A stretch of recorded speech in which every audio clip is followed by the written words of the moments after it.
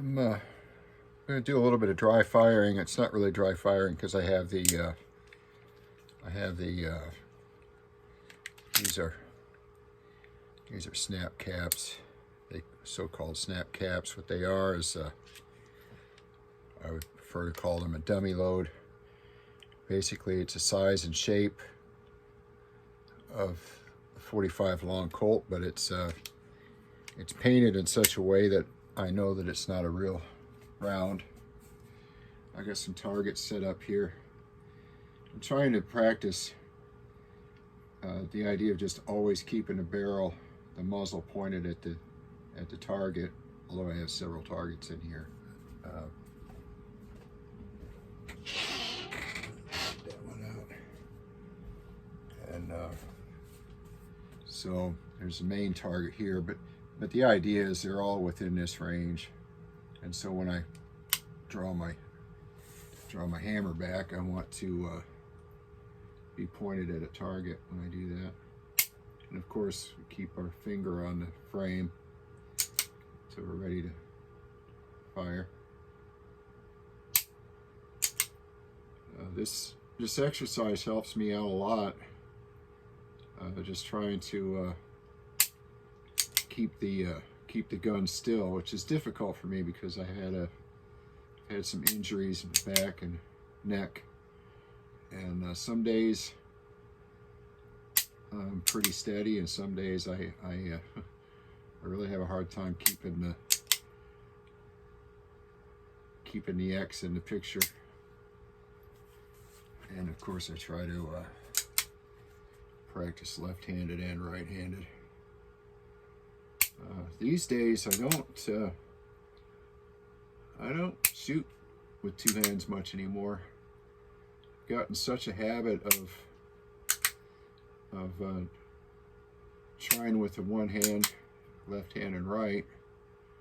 And the idea behind this is it's great to do the isosceles or the Weaver stance, but in a real life situation, you may not have the time to do all this stuff. Or you might have an injury in one hand or the other arm.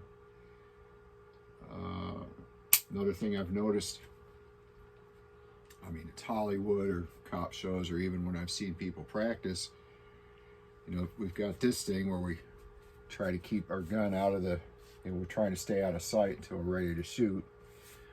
But what if there's a wall right here and the bad guy's over there and I want to step over here, and I don't want to do this. I'd rather do this. Switch hands. And so I want to be just as proficient with my left hand as the right. I want to be just as proficient with one hand as with two. And I've been working with one-handed, switch-handed for about not quite a year yet, but and I've had some busy times where I couldn't get to the range, and that's why it's nice that I have these set up. I'm in an RV right now, and it's nice that I can just sit here and do this. It's quiet. There's no distractions, and I'm not bothering anybody. And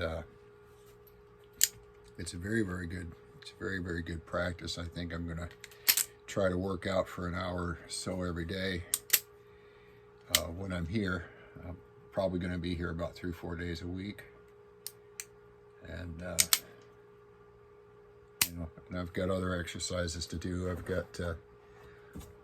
got you know, my semi-autos, and I don't have snap caps for this. This is a 7.62 by 25. I might be able to make a 30 or 32 work. This is a 45. I have some snap caps for this. It's not, I don't have them handy, but I can work out with this. I actually shot this one and the one I just had. I've shot both of them one-handed.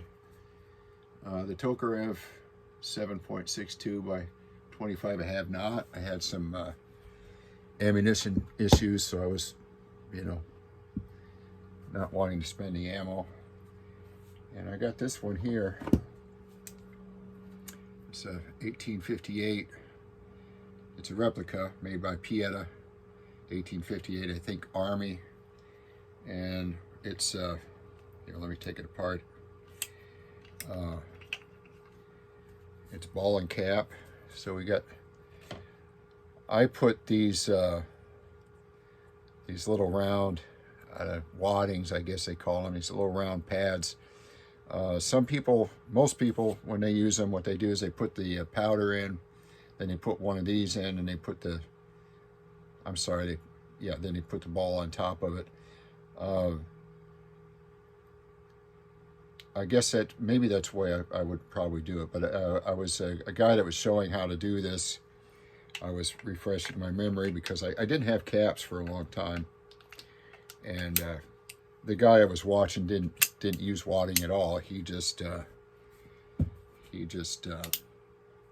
this is live, so what I got to do is I got to put my hand on the finger on the hammer. But I work out with this one too, and put it on half cock. I can spin around. I've got one empty chamber, and just like any other single action, I let the hammer down on the empty chamber. Let's line it up here, and I can even see when I look in here. I can see that I can't see the empty chamber, but I can see the other 5 caps. And I think I'm missing a cap. Let me check this out. Percussion cap. No, I've got it. Okay. Sometimes they drop off of there, so I gotta be mindful of that. This is a really old-fashioned way of shooting. I haven't tried it yet because, as I said, I only found the caps this past week, and I bought about 500 of them. Yeah, let's cock that. I'm gonna let the hammer down on that. Anyway, I really like it. But one of the exercises I do is taking the cylinder out, put it back in. The nice thing about this is you know, this right here, what this does is actually, it's a plunger. And I put the powder in, I put the ball in, and this, you squeeze this down, squeeze the ball into that chamber.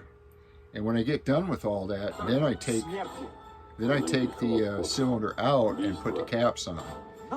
Now at that point, my cylinder is loaded, and so I can set it off to the side and take another cylinder and load that one, set it off to the side, and it's a lot like having a semi-auto with magazines. I've seen guys that get really quick with this. They can really change this out quickly. You just pull the hammer back a little bit, because the hammer spur, if you look, the hammer spur is in this frame. And when I pull this out, I just pull it enough to do this. And this I leave in there. This is spring loaded. And so when I put this back in, I don't do anything with a hammer. I gotta hold this up with one finger while I line this up, and I haven't practiced with this, but this is something I'm practicing, trying to get quick with this. And let's bring it around to that empty chamber.